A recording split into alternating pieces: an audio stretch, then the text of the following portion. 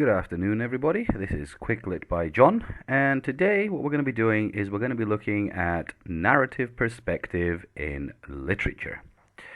So before we begin,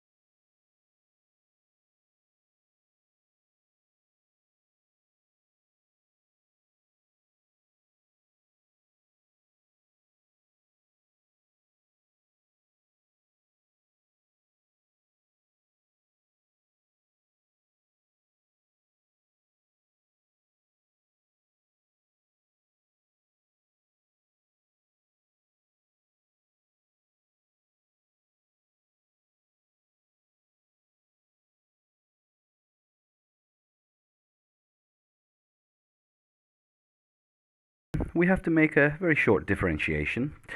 Today, we're going to be looking at narration, and as such, we're going to have to look at the difference between the two different types of speech in literature, and that is the difference between dialogue and narration. To put it simply, dialogue is when characters speak. Now, so narrative perspective can be quite complicated, but the most important thing to take into consideration is that it's about the narrator, the person who tells the story. We're not looking at dialogue. The narrator actually don't care what characters are saying. He or she is only thing that matters within the story. The narrator. To understand these perspectives, we need to look at the various signal words. So, as a first simple breakdown, narrative perspective can be broken down into three parts: first person, second person, and third person. These basically correspond to the various pronouns that we use. So, if we see a abundance of I's, me's, my's, mine's, we's, you's, or ours, the narrative perspective is regarded as being first person. If we see a lot of you or your, the narrative perspective is regarded as being in the second person. And if we see a lot of he, she's, hers, they's, them's, and also a lot of character names, then the narrative perspective is viewed as being in the third person.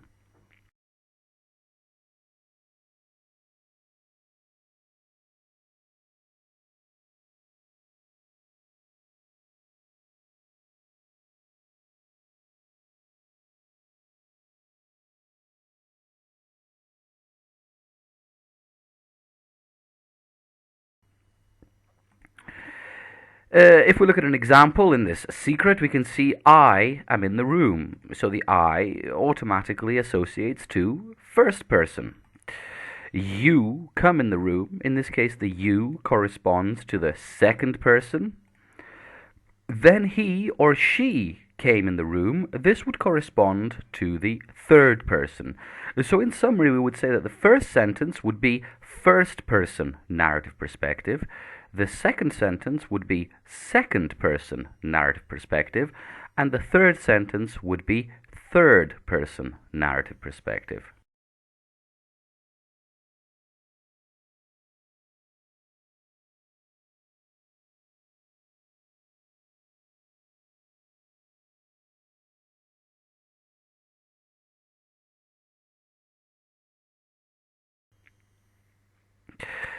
When we look at the perspectives in more detail, the first person narrative perspective would assume that the narrator is actually a part of the story.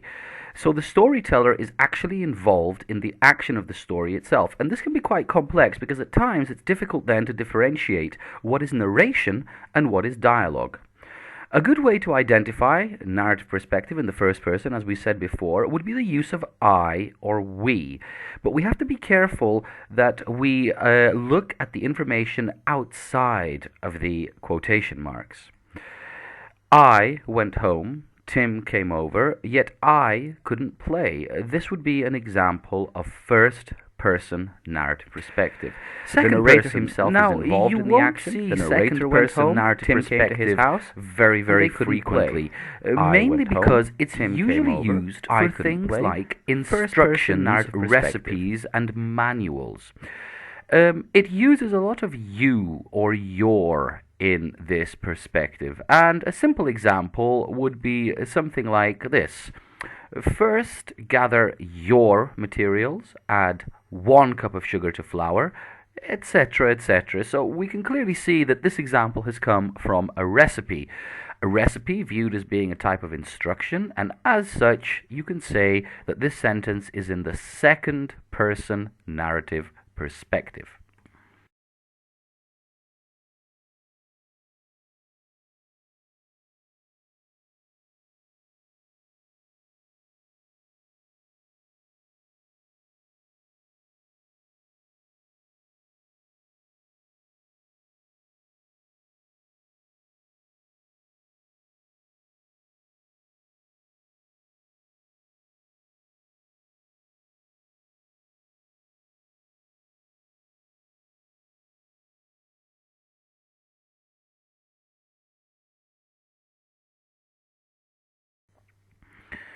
Now let's look at third person, and this is probably one of the most common narrative perspectives to be used in literature.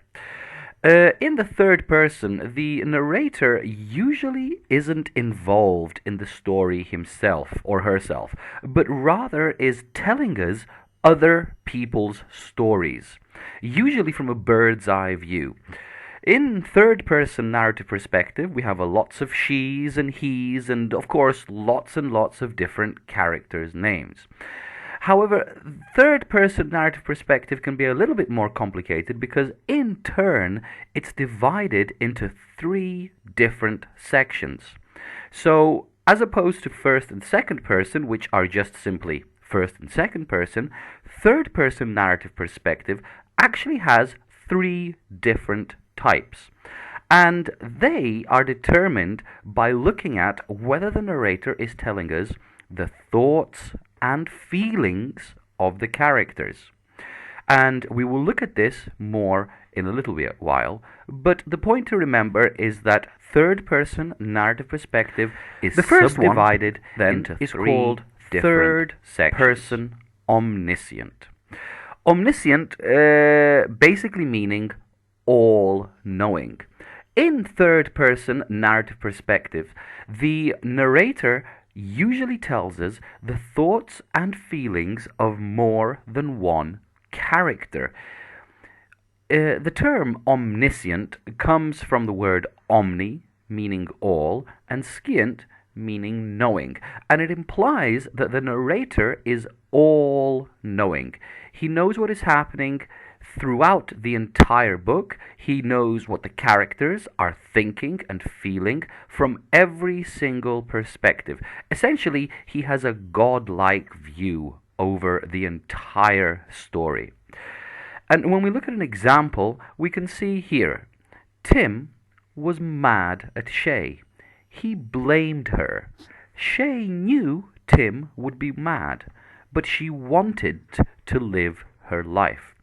Now, when we look at this sentence, we can automatically see that the narrator can see both what Tim is thinking and feeling and what Shay is thinking and feeling. We can see that Tim was mad. It's said directly. We can see that he blames Shay. Again, it is said directly by the narrator. We can see what Shay knew about Tim. We don't have to infer it. The narrator tells us directly. And we can also see that what she wanted. Again, normally this could be inference, but in this case, the narrator told us. The narrator can see both what Tim and Shay are thinking and feeling. The next category within third person is termed third person perspective limited. And as opposed to third person omniscient, all, where the narrator can see all, in third person limited, the narrator is limited to the thoughts and feelings of one character only. So I'll go over that again. In third person omniscient, the narrator can see the thoughts and feelings of all characters, whereas in third person limited, the narrator can only see the thoughts and feelings of one character, usually the protagonist. Let's look at this example here. Tim was mad at Shay. He blamed her. Shay just left without saying anything. She left a note and then left him. So from this little paragraph, we can see exactly what Tim is thinking and feeling. We can see that he was mad at Shay. We can see that he blamed her. We can infer that Shay was unhappy because she left, but the narrator does not specifically tell us exactly what Shay is thinking. As such, the narrator is limited to Tim, making this paragraph third person limited narrative perspective.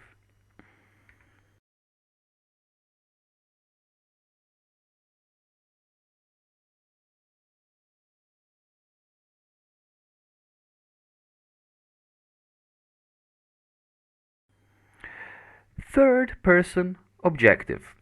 By now you should probably have been able to determine how this pattern goes. Third person omniscient, the all-knowing narrator, knows what everyone is thinking and feeling. Third person limited, the limited narrator, knows what only one character is thinking and feeling, as he is limited to that character only.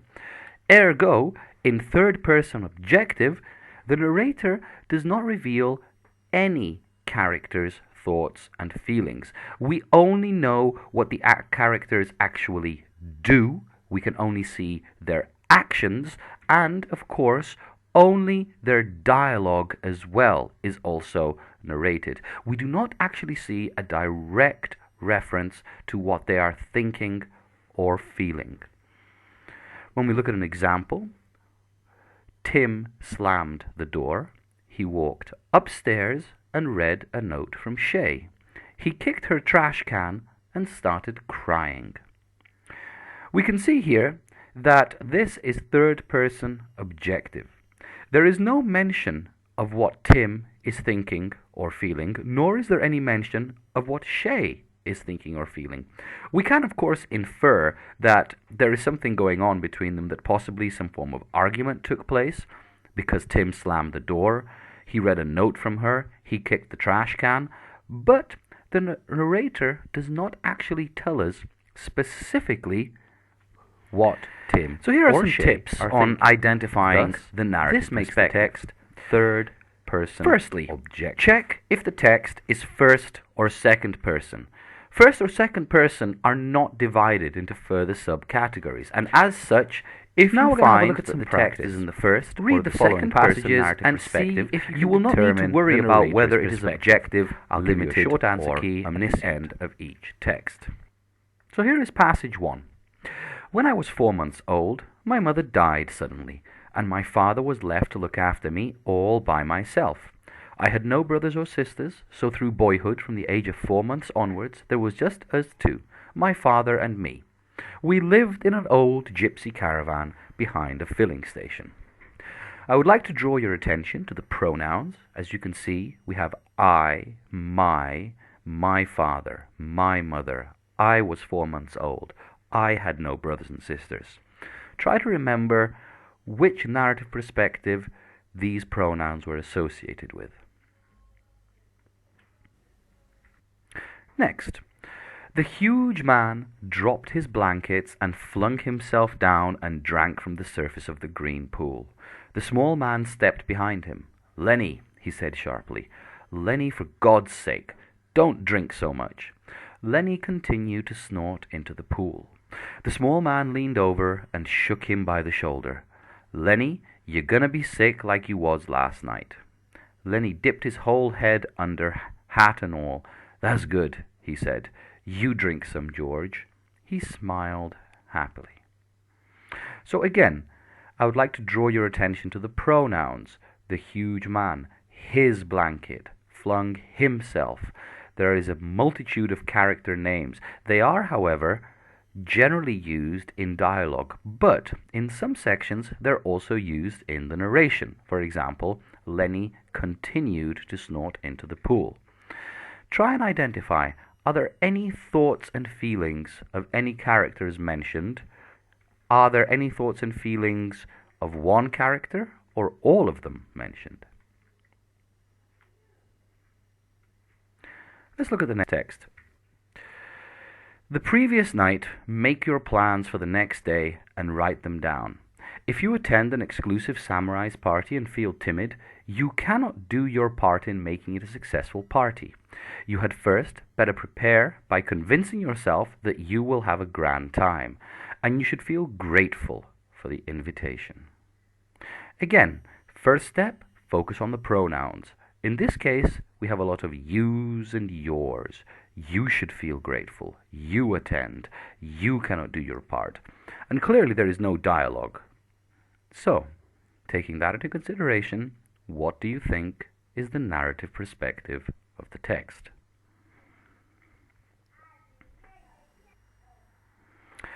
Harold Davis took a deep breath and slowly started to peel the gaze from the wound on his grandmother's leg. The gauze. I'm terribly sorry. Hold on, Grandma. I'm almost done, he said quietly. Don't worry, baby. It doesn't hurt too much, she quietly replied. Just take your time. Harold glanced up at his grandmother, lying on the couch. He could tell she was in pain from the way she gripped the cushions, but still she managed to smile back at him. So again, take a look at whose thoughts and feelings can be seen. Also take a look at any pronouns or any names that are being used. Anything outside of the quotation marks. They were standing under a tree, each with an arm around the other's neck, and Alice knew which was which in a moment, because one of them had dumb embroidered on his collar, and the other D.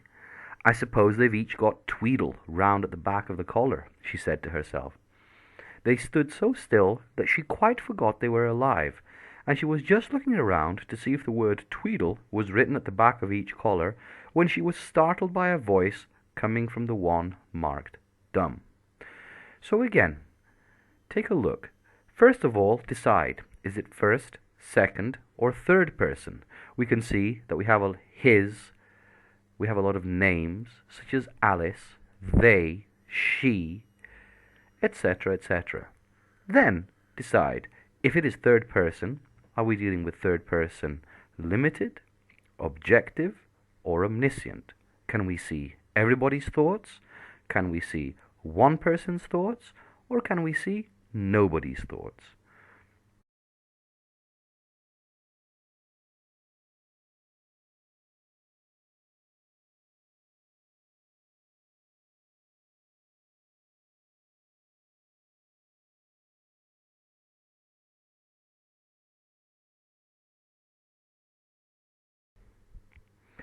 And here are the answers. First text was first person. Second text was third person objective. The third text was in the second person. The fourth text was in third person limited. And the fifth text was also